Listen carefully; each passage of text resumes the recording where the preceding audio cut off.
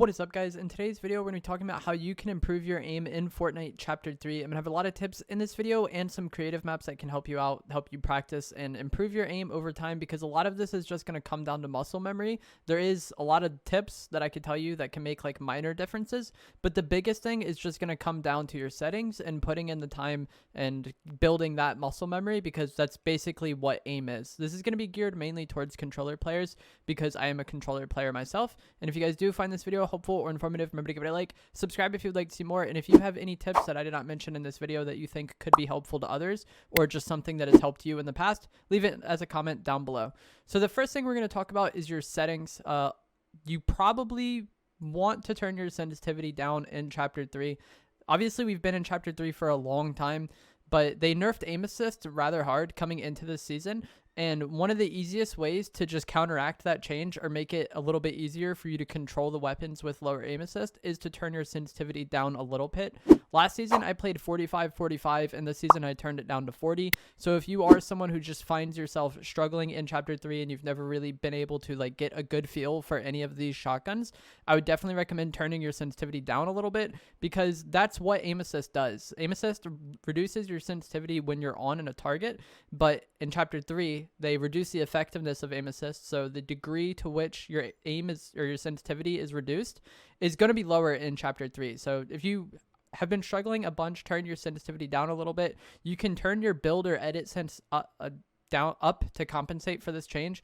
A lot of people in Fortnite play a really high sense because they want to build or edit fast, but that's really not necessarily needed, because we have build and edit sense multipliers. So you want to set your base sensitivity, I think, just for your aim. And we're going to be talking about a creative map in a bit that will help you practice this and find what sensitivity feels good for you. But you want to just set your X and Y, or your horizontal and vertical, to what feels good aiming, and then adjust your build and edit sense accordingly. You know, you could play on a somewhat lower horizontal and vertical and play on a really high build sense and still be able to build fast. In the past, you had to just play high sense in order to build quickly, but ever since we got build or edit sense, you really don't need to do that. So I would recommend maybe playing on a somewhat lower X or Y. It's going to be more consistent over time. And if you look at pro players in a lot of video games, they tend to play on a lower sensitivity. So I would definitely recommend doing that. Another thing that you're going to want to look at is going to be your dead zones. This is how much you have to move your stick for movement to be present in game. So the lower the dead zone, the more precise movements you're going to be able to make. But this does have problems, because with the lower dead zones, it can be a little bit harder to control.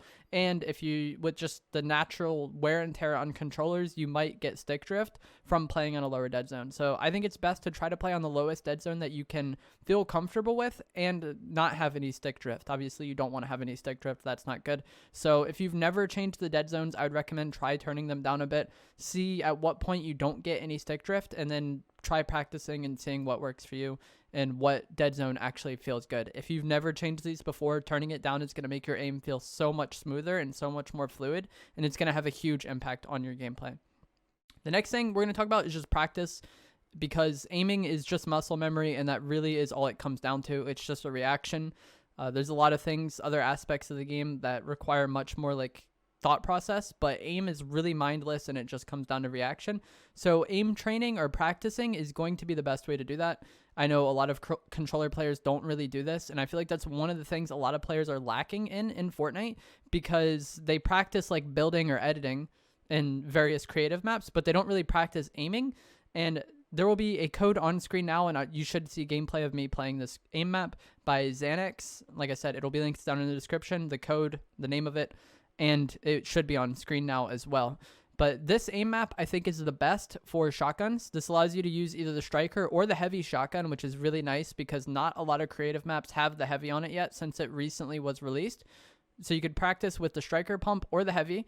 There is different modes in this that force you to move, so you can shoot the target on the wall to the right of this, and every now and then a field of energy will come at you, and you'll have to dodge this while aiming. This is good just because it forces you to react to multiple things while you're aiming. Not only do you have to worry about your aim and hitting the targets, you also have to worry about dodging the energy fields or whatever they are, which I think is quite helpful. Just forcing your brain to focus on multiple things and still hit the shots is about as close to a real fight as you're going to get. So this can be really good for warming up and practicing your aim, but also, like I just said, you might want to change your sensitivity in chapter 3. This is going to be a good way for you to practice on your new sensitivity or find what sensitivity feels good for you. And same thing with the dead zones. You'll be able to practice on these targets and find what sensitivity, what dead zone, all of that. You'll be able to practice it, get used to it, and potentially find what works for you. And I also don't think these targets have aim assist, and that can be good. A lot of controller players I've seen say that there's no point in aim training in Fortnite because the targets you don't have aim assist on, but I completely disagree with that. And even in other games, you see controller players practice without aim assist. So common practice in Call of Duty is for players to load up a private match and put a bunch of bots on the enemy team and then turn off aim assist and then fight the bots. And then when they go to play a real match, they'll turn their aim assist back on and your aim will just feel so good as a result of it. So I don't necessarily agree that there's no point in practicing if there's no aim assist. One final note about this map, just the way it's set up, it's really easy for you to practice edits as well. So I should have some clips of that on screen right now. The tiles are in a box, so you can put a wall in the box and then practice like your edit shots and shooting as the targets adjust and as they move every single time you hit one. So I think that is actually really good practice as well if you're someone who's not that quite used to editing or still trying to improve on those aspects of the game. This is another really, really good way for you to actually practice your edit shots.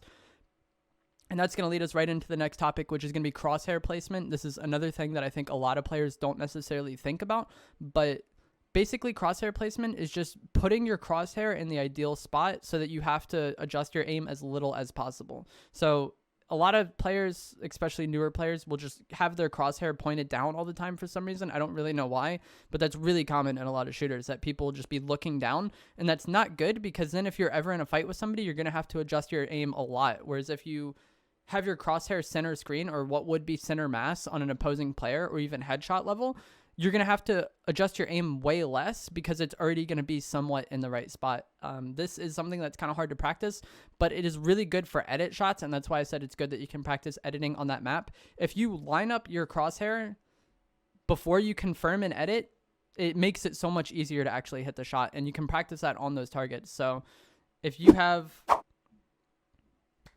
a target and then you make an edit, put your crosshair on the target before you confirm the edit. This is going to be hard to do if you have edit on release on. If you have edit on release on, you really can't do this. But if you don't have confirm edit on release, it makes your crosshair placement way better, because you can make the edit, line up your crosshair, and then confirm it. And then probably all you have to do is jump to be able to hit the target. And it makes your life way easier. And that's pretty much all crosshair placement comes down to, is just putting your crosshair where you predict people will be and making it to where you have to actually adjust your aim as little as possible. And it sounds minor, but it can actually have a huge effect on your gameplay. Another thing that is really helpful, and it's something that you see in a lot of games, but not necessarily Fortnite as much, or not talked about in Fortnite as much, is just going to be left stick aiming. And that's going to be, if you're off horizontally a little bit, it's easier to move your character to adjust for that rather than to move your right stick. And this is just something that you can get in the habit of, especially with the MK7. I find myself doing this a lot.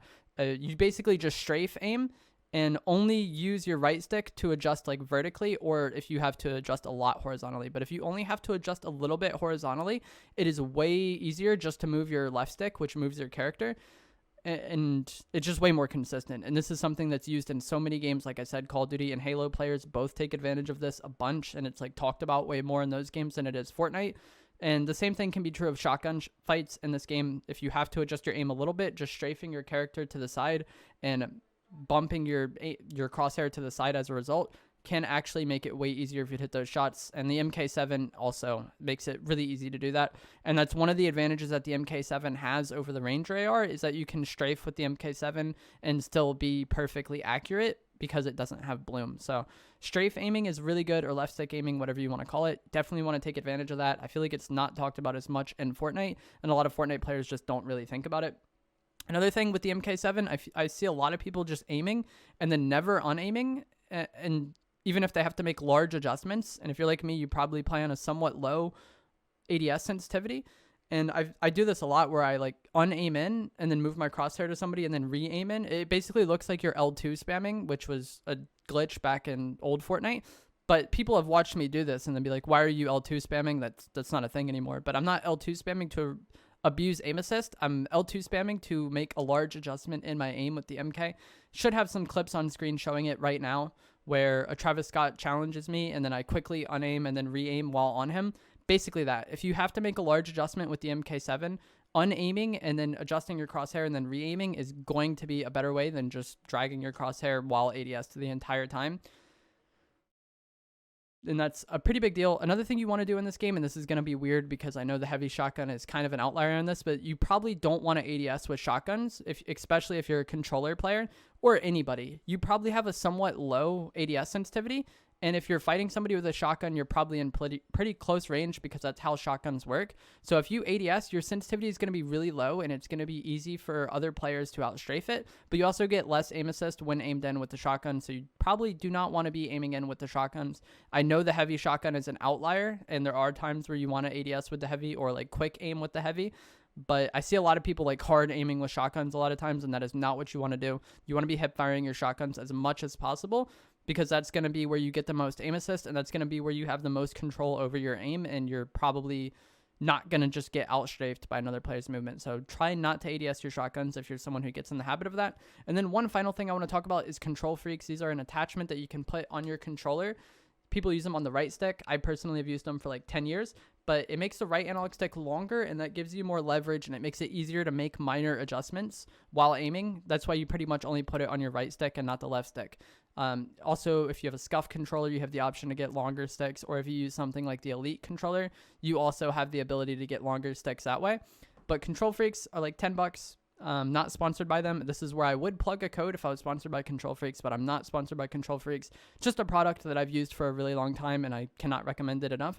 If you're someone who struggles to or like is looking for more ways to improve your aim, I would definitely recommend trying them out. They're not for everybody. Some people don't like them, but it's like $10. I think it's something that's worth trying if you do want to improve your aim. So that's going to be it for this video, guys. The biggest thing is just going to come down to finding a sensitivity that works for you and aim training. And the rest of those little tips that I talked about can have like somewhat large impact on your gameplay, but at the end of the day, it's just going to come down to muscle memory and practicing. So if you really want to improve your aim, do that aim map that I put in the description and talked about before, and grind that, and your aim will get better over time. If you guys did enjoy this video, please remember to give it a like, subscribe if you would like to see more, and my Twitch will be linked down in the description if you want to watch me stream Fortnite live.